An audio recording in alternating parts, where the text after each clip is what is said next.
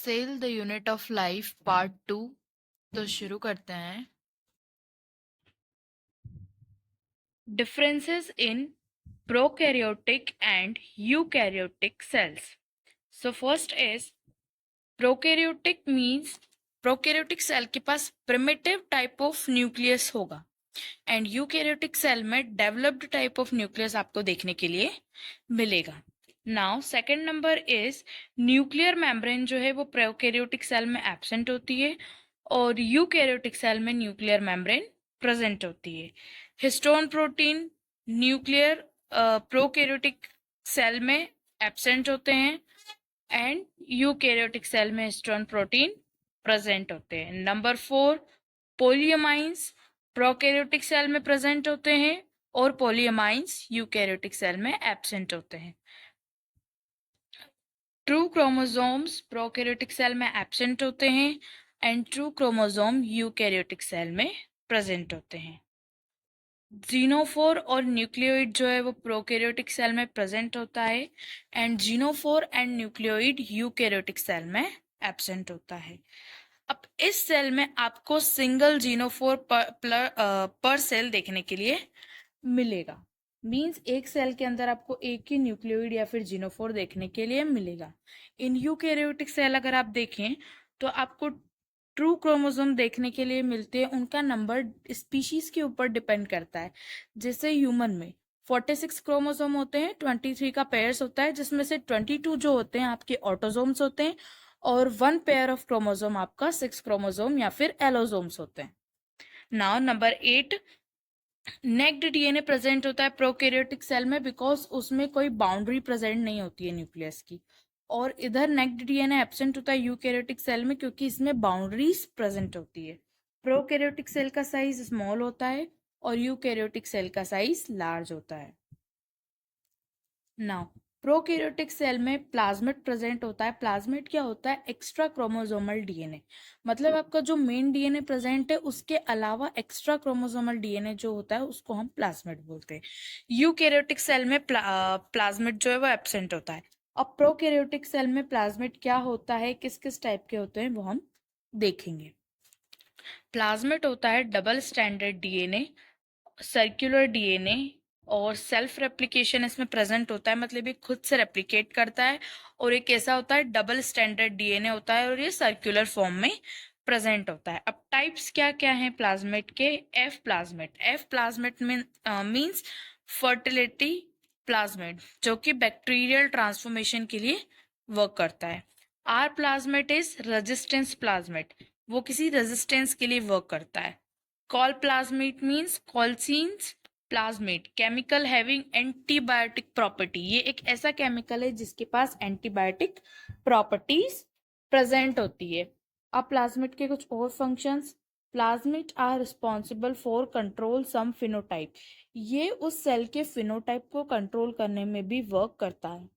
Okay, now cell wall के बारे में पढ़ेंगे दोनों सेल्स की। Cell wall in prokaryotic cell पढ़ते हैं first. Bacterial cell wall is made up of peptidoglycan या फिर म्यूरिन की वो आपको बनी हुई मिलती है। ठीक है। और cell wall in eukaryotic cell के बारे में अगर हम बात करेंगे तो प्लांट सेल में तो सेल वॉल प्रेजेंट होती है बट एनिमल सेल में सेल वॉल एब्सेंट होती है। नाउ सेल मेम्ब्रेन, दोनों में सेल मेम्ब्रेन प्रेजेंट होती है। Same in both prokaryotes and eukaryotes, दोनों में सेल मेम्ब्रेन का जो स्ट्रक्चर होता है वो सेम होता है। Membrane stabiliser, membrane stabiliser prokaryotic cell में होता है हैपेनॉइड्स और मेम्ब्रेन स्टेबलाइजर्स यूकैरियोटिक सेल में होते हैं कोलेस्ट्रॉल। नाउ एक स्ट्रक्चर होता है फोल्डिंग जो कि सिर्फ प्रोकैरियोटिक सेल में आपको देखने के लिए मिलता है, उसके बारे में अब हम पढ़ेंगे। वो है उसको बोलते हैं हम मिजोजोम। मिजोजोम आपको ये मेम्ब्रेन की अंदर इनफोल्डिंग दिख रही होगी डायग्राम में। I will zoom it. Okay, अब आपको ये मिजोजोम जो ब्लू कलर से लिखा हुआ है ये दिख रहा होगा, ये सेल मेम्ब्रेन की इनफोल्डिंग है। जब सेल मेम्ब्रेन की इनर वर्ड्स की साइड इनफोल्डिंग हो जाती है तो हम उसको बोलते हैं मिजोजोम।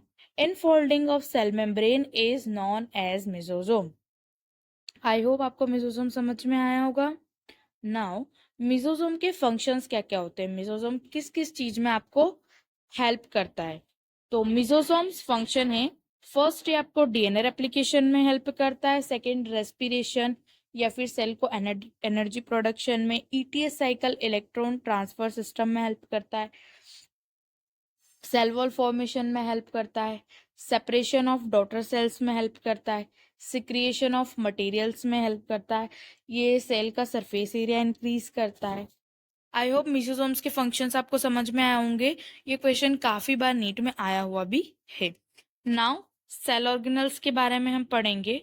सेल ऑर्गेनल जो मेम्ब्रेनस सेल ऑर्गेनल होते हैं वो प्रोकैरियोटिक सेल में एब्सेंट होते हैं और यूकैरियोटिक सेल में मेम्ब्रेनस सेल ऑर्गेनल प्रेजेंट होते हैं। मेम्ब्रेन लेस सेल ऑर्गेनल दोनों ही सेल में प्रेजेंट होते हैं। Membrane less cell organelle prokaryotic cell में होता है राइबोसोम, जो कि होता है 70s यूनिट, जो कि 50s प्लस 30s से मिलके बना हुआ होता है।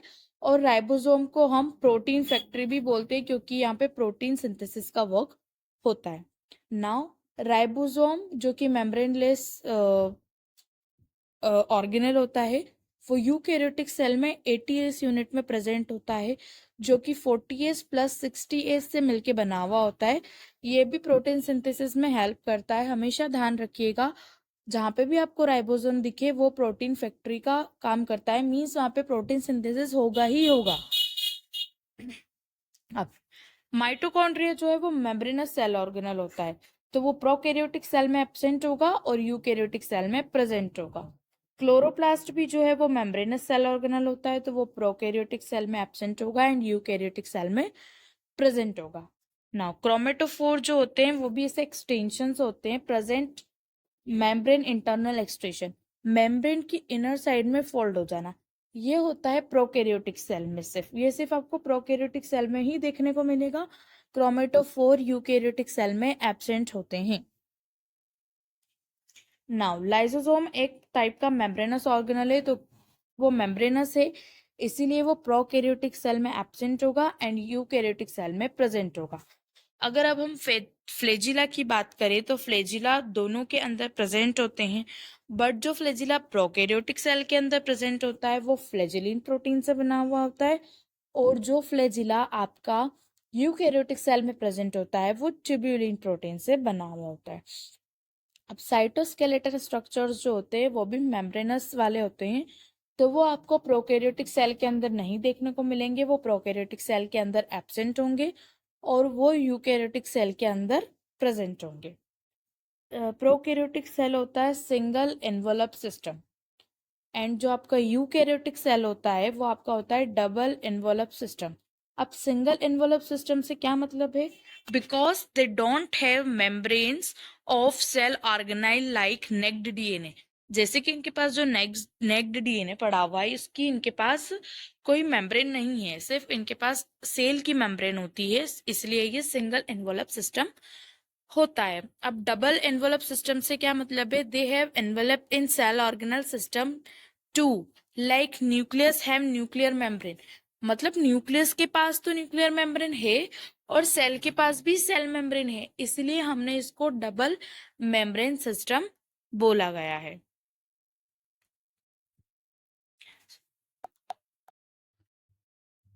Like, subscribe and share as much as you can, and thanks for watching.